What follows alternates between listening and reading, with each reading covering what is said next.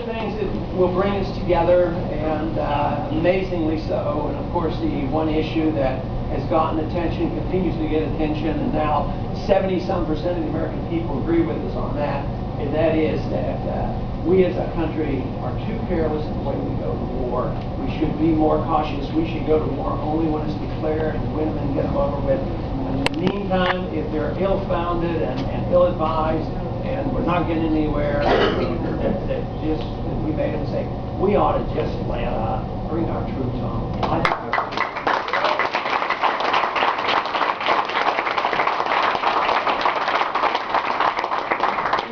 A lot of people say, yeah, does that mean from Iraq? No, not just Iraq. From the Middle East, from Europe, Korea, Japan.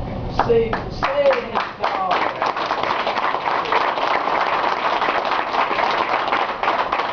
You know, one of the things that I believe young people are attracted to these ideas is that, you know, we always complain about public education, kids growing up not knowing very much. But you know what? I think they've learned arithmetic, because I think they know what kind of bills they're getting and how much they have to pay. And they see the cost of this war and the cost of Social Security and all these costs and all this huge debt. But we're witnessing something major going on right now. I think it's a significant change in our country. And it could be as significant as the collapse of the Soviet system, because our system is not viable. We have a welfare state that's out of control, and we have an empire we can't afford. We're in 130 countries, 740 bases, and we're building 14 new ones in Iraq, and building an embassy bigger than the Vatican, on and on and on. But we don't have the money. We can't do any of this without a daily borrowing of $3 billion from overseas. A lot of it comes from China. This doesn't make any sense at all. We know it's coming to an end. And I've always argued that we will know when it's coming to end when the dollar goes down.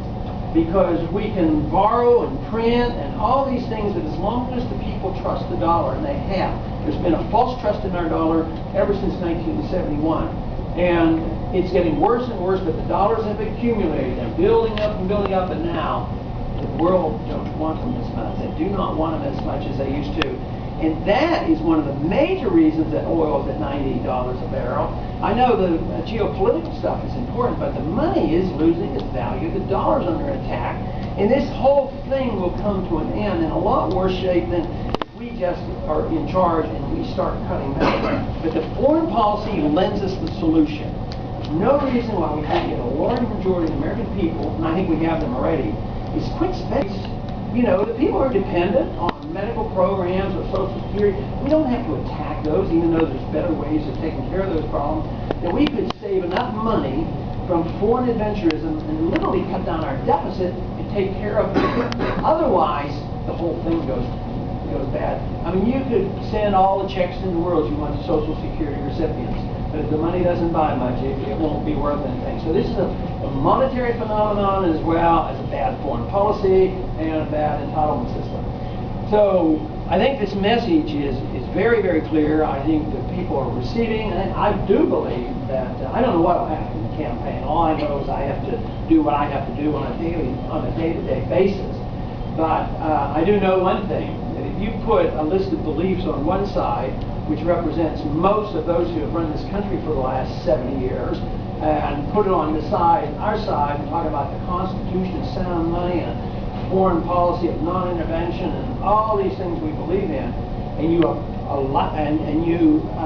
gave that to the American people and just vote on these positions they believe in, I believe we would win overwhelmingly. Right.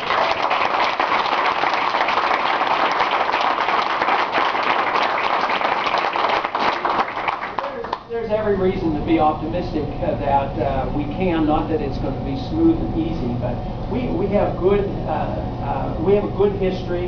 America's been great. We've had a great Constitution. We know something about the rule of law. We know something about property rights. Although we're very negligent of it, it's not quite like what's happening, say, in Russia and some of these other places. No tradition. Their tradition is more like mafia and other things, you know.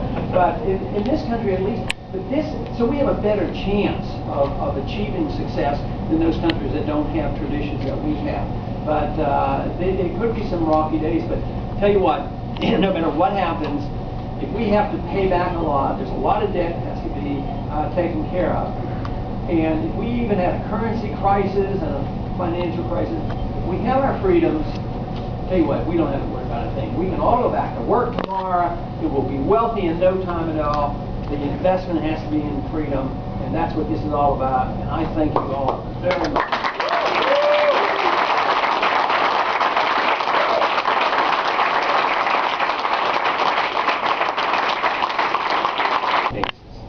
With the basis of the Federal Reserve, green seal dollars, fiat money. You talked about putting us back on a gold standard, gold issue. You just mentioned about paying the debt, having to pay it down. The transfer, bringing it back from where it is to bringing it back to a substance-based economy, which we're not used to dealing with as a group. Most of us are not used to dealing with substance-based economy and the significance of the substance-based economy. What's your ideas on how you're going to make that transition out of the fiat dollars to the Federal Reserve? There aren't very many good examples of how to do that gracefully. The best example was after the Civil War. They went off gold standard, they put greenbacks, they had a lot of inflation, and then they had the Restoration Act, was probably about 1875, in a 3-year period. They quit printing the money, and they restored it. The so-called dollar price of gold came down to $20 an ounce. And it was a non-event. So that was after a 15-year period or so. But at that time, we didn't have a world empire, we didn't have a welfare state, and they generally believed their government when the government said, we're not going to have these huge deficits, and we're going to quit printing money. And it went back to, I don't think that's opportunities available to us. But are you going to go back to like United States Treasury notes instead of Federal Reserve? No, what I would do now, we're authorized to use gold and silver as legal tender, and that's all. Under the Constitution, we're authorized to use gold and silver as legal tender. Legal tender. So I would legalize the Constitution. But you get rid of House Joint Resolution 192? But what I wouldn't do, even though some people think that I should, close down the Fed in one day. But that would be very, very chaotic, and that would be very disruptive. So the first thing, what I would do is allow people to have an alternative currency. You're not allowed to have, say, a gold currency right now. You can trade in gold and all, but you buy a coin, you get paid a sales tax. If your coin value goes up because the dollar depreciates, if it goes from $700 to $800, they want to collect 38% sales tax on the so-called appreciation. So you have to get rid of sales tax and capital gains tax. You'd have to have it where, if you had a contract, we were dealing in gold money, that if we had an argument that the contract would be settled in a weight of gold rather than the Federal Reserve note, that then would allow people to start moving over into gold. And if they wanted to save for the kids' education, they'd have a choice of buying a government bond for 20 years or maybe a gold bond for 20 years. Most people would look at our history and say, is that government bond in 20 years going to pay for my kids' education? It's going to lose 50, 80, 90% of it. So